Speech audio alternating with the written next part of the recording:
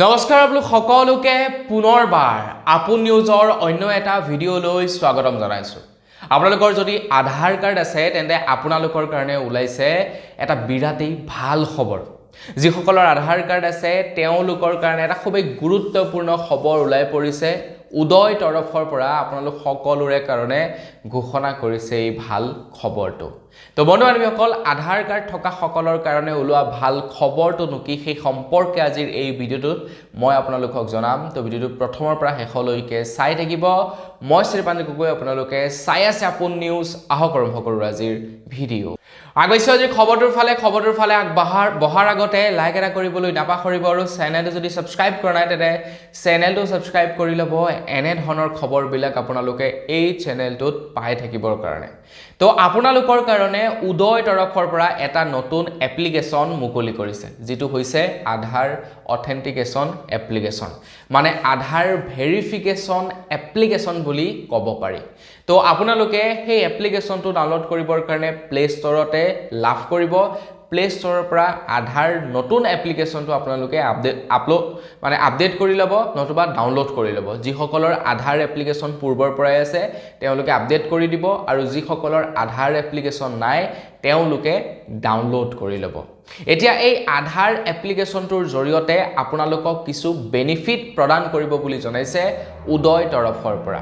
এতিয়া সেই বেনিফিটসমূহ কি কি? উদয় তৰফৰ পৰা কৈছে নতুন এপ্লিকেশ্যনটোৰ জৰিয়তে আপোনালোকে যিকোনো ব্যক্তিৰ আধাৰ QR স্কেন কৰিব পাৰিব বুলি জনাইছে। আপোনাৰ ঘৰত যদি কোনোবা ভাড়াতীয়া আহিছে, আপোনাৰ তাতে যদি কোনোবাই কাম কৰিছে, বা আপোনালোকে যদি কাৰোবাৰ আধাৰ ভেৰিফিকেশ্যন কৰিব বিচাৰিছে, তেন্তে সেই এপ্লিকেশ্যনটোৰ জৰিয়তে QR কোড স্কেন কৰি আপোনালোকে আধাৰৰ অথেণ্টিকেট কৰিব পাৰিব যে আধাৰটো মানে অৰিজিনেল হয় নে নহয় সেইটো আপোনালোকে ভেৰিফাইড কৰিব পাৰিব। নতুন এপ্লিকেশ্যনটোৰ জৰিয়তেহে পাৰিব, কিন্তু বেলেগ এপ্লিকেশ্যনৰ জৰিয়তে পুৰণা এপ্লিকেশ্যনৰ জৰিয়তে নোৱাৰে। আপোনালোকে চাবচোন, আধাৰ কাৰ্ডটোত এটা QR কোড সংলগ্ন হৈ থাকে। তো সেই QR কোডটো আপোনালোকে স্কেন কৰিব পাৰিব, আৰু সেই QR কোডটো স্কেন কৰি আপোনালোকে জানিব পাৰিব যে আপোনালোকৰ ওচৰলৈ যিজন ব্যক্তি আহিছে সেই ব্যক্তিজনৰ আধাৰ কাৰ্ডখন অৰিজিনেল হয় নে নহয়।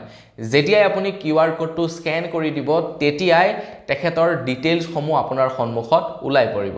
এতিয়া বহুতে হয়তো ক'ব পাৰে এইটো এটা বেয়াহে হৈছে, মানুহে যাৰে তাৰে আধাৰ কাৰ্ড স্কেন কৰি তেওঁলোকৰ ডিটেইলছসমূহ লৈ ল'ব, কিন্তু তেনেকুৱা কথা নহয়। আপুনি স্কেন কৰিলেই সকলোবিলাক ডিটেইলছ নাপাব।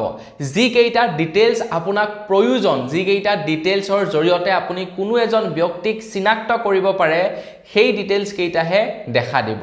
যেনে ধৰি লওক, আপুনি QR কোডটো স্কেন কৰাৰ লগে লগে সেই ব্যক্তিজনৰ ফটোকপি আপোনাৰ সন্মুখত ওলাই পৰিব, আৰু লগতে নামটো ওলাই পৰিব। তেতিয়া আপুনি ভেৰিফাই কৰিব পাৰিব যে এই ব্যক্তিজনেই এই আধাৰ কাৰ্ডৰ থকা মানুহজন হয়। সেই বস্তুটো আপোনালোকে ভেৰিফাই কৰিব পাৰিব। এতিয়া এই চিষ্টেমটো কিয় উলিয়াইছে উদয় ফালৰ পৰা? এই চিষ্টেমটোৰ জৰিয়তে আমাৰ ভাৰতবৰ্ষত আধাৰ কাৰ্ডৰ জৰিয়তে যিবিলাক নেকি ফ্ৰড হৈ থাকে, যিবিলাক স্কেম হৈ থাকে, সেই স্কেম বা সেই ফ্ৰডসমূহ নহ'ব। আপোনালোকে ইচ্ছা অনুসৰি আপোনালোকৰ আধাৰ কাৰ্ডৰ ডিটেইলছসমূহ হাইড কৰিব পাৰিব। আপোনালোকে যিকেইটা ডিটেইলছ দেখুৱাম বুলি ভাবিব সেই ডিটেইলছ কেইটাহে চাব পাৰিব। আগতে কি হৈ যায়, আপোনালোকে কিবা এটা ক্ৰয় কৰিবলৈ গৈছে, কিবা এটা যেনিবা ক'ৰবাত আপোনাৰ ডকুমেণ্ট ছাবমিট কৰিব লগা হৈছে, গোটেই আধাৰ কাৰ্ডখন জেৰক্স কৰি আপোনালোকে দি দিব লাগে। কিন্তু এতিয়া গোটেই আধাৰ কাৰ্ডখন জেৰক্স কৰি দিয়াৰ প্ৰয়োজনীয়তা নাই। আপোনালোকৰ সেই QR কোড সংলগ্ন আধাৰ কাৰ্ডখন দি দিলেই হৈ গ'ল। য'ত নেকি আপুনি যিবিলাক ডিটেইলছ হাইড কৰি ৰাখিব সেই ডিটেইলছসমূহ হাইড হৈ থাকিব। যিকেইটা ডিটেইলছ আপুনি দেখুৱাম বুলি ভাবিব সেই ডিটেইলছ কেইটাহে চাব পাৰিব। যেনে ধৰি লওক, আপুনি নামটো দেখুৱাম বুলি ভাবিলে নামটো দেখিব। যদি আপুনি ইচ্ছা কৰে যে নহয় মোৰ ফটোকপি দেখিব আৰু নামটো দেখিব, তেতিয়া ফটো আৰু নামটোহে দেখা পাব। ইয়াৰ ফলত সকলোৰে লাভ হ'ব। আপোনাৰ যেনিবা ভাড়াঘৰ আছে, আপোনাৰ ভাড়াঘৰত কোনোবা আহিছে, তো তেখেতৰ আধাৰ কাৰ্ডৰ QR কোডটো স্কেন কৰি আপুনি চাব পাৰিব যে এই ব্যক্তিজন প্ৰকৃত ভাৰতীয় মানুহ হয়নে, এই ব্যক্তিজনেই প্ৰকৃততে অৰিজিনেল ডকুমেণ্ট দিছেনে। আপুনি যেনিবা আপোনাৰ দোকানত কোনোবা এজন ল'ৰা বা কোনোবা এগৰাকী ছোৱালীক কাম কৰাৰ ক্ষেত্ৰত ৰাখিছে, তেখেতৰ আধাৰ কাৰ্ডখন স্কেন কৰি আপুনি চাব পাৰিব যে এইজনে সেই ছোৱালীজনী হয়নে, তেখেতে অৰিজিনেল ডকুমেণ্ট দিছেনে, বা ধৰি লওক আপুনি এজন লোকক ৰাখিছে গাড়ী চলাবৰ কাৰণে, তো তেখেত ক'ৰ হয় কি কথা সেই বস্তুবিলাক যদি অৰিজিনেলি চাব বিচাৰে স্কেন কৰি চাব পাৰিব। কাৰণ ডকুমেণ্টতো যোনে তোনে এডিট কৰি দি দিব পাৰে, হয়নে নহয়, ডুপ্লিকেটকৈ দি দিব পাৰে। কিন্তু যেতিয়া আপুনি অনলাইন মাধ্যমত চাব সেই বস্তুটো প্ৰকৃত বস্তুটো ওলাই পৰিব, ইয়াতে কোনেও 2 নম্বৰী কৰিব নোৱাৰিব।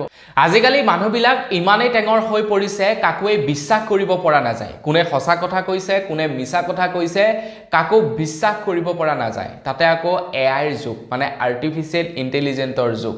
গতিকে তেনে অৱস্থাত যিকোনো এটা বস্তু ডুপ্লিকেট কৰি বনাওঁ বুলি ক'লে ছেকেণ্ডত বনাই দিব পাৰে। গতিকে তেনে অৱস্থাত আপুনিতো বাকীবিলাক ডকুমেণ্ট চেক কৰিব নোৱাৰে। আপুনি কোনো এজন ব্যক্তিৰ যেনিবা পান কাৰ্ডখন দিছে, পান কাৰ্ডখন অৰিজিনেল হয় নে নহয় চেক কৰিব নোৱাৰে। আপোনাক যেনিবা মেট্ৰিকৰ হায়াৰ ছেকেণ্ডেৰী ডকুমেণ্ট দিছে, আপুনি সেইবিলাক অৰিজিনেল হয় নে ডুপ্লিকেট হয় চেক কৰিব নোৱাৰে, কাৰণ তেওঁলোকে আপোনাক জেৰক্স দিব। এতিয়া আপুনি আধাৰ কাৰ্ডখন চেক কৰিব পাৰিব যে অৰিজিনেল হয় নে ডুপ্লিকেট হয়। এতিয়া আধাৰ কাৰ্ডখন থাকিলেই যে তেখেত ভাৰতীয় নাগৰিক সেইটোক নুবুজায়, কিন্তু তাৰ পাছতো এইজনেই যে সেইজন প্ৰকৃত ব্যক্তি হয় সেই বস্তুটো আপোনালোকে এতিয়াৰে পৰা চাব পাৰিব। QR কোডটো স্কেন কৰি দিয়াৰ লগে লগে আপোনালোকৰ মোবাইলত সকলোবিলাক ডিটেইলছ ওলাই পৰিব। তো তাৰ কাৰণে আপোনালোকে ইনষ্টল কৰিব লাগিব আধাৰৰ নতুন এপ্লিকেশ্যনটো, মানে উদয়ৰ নতুন এপ্লিকেশ্যনটো ইনষ্টল কৰি ৰাখিব লাগিব, তেতিয়াহে আপোনালোকে চাব পাৰিব সকলোবিলাক ডিটেইলছ। আদাৰৱাইজ আপোনালোকে চাব কিন্তু নোৱাৰিব। আপোনাৰ মোবাইলত যদি পূৰ্বৰ পৰাই ডাউনলোড আছে আপডেট কৰক, আৰু যদিহে আপোনালোকে ডাউনলোড কৰাই নাই তেনেহ'লে ডাউনলোড কৰি ল'ব। তো বন্ধু বান্ধৱীসকল, উদয়ৰ তৰফৰ পৰা জনোৱা এই ভাল খবৰটোৰ সম্পৰ্কে জানি আপোনাৰ কেনে লাগিলে কমেণ্ট ছেকশ্যনত জনাব। তো আজিৰ ভিডিঅ'ত জনাবলগীয়া সৰু এটা ইনফৰমেশ্যন ইমানেই আছিলে। পুনৰ টাইপটো লগ পোৱাৰ সাজলৈ বিদায় মাগিছোঁ। ধন্যবাদ। জয় অসম।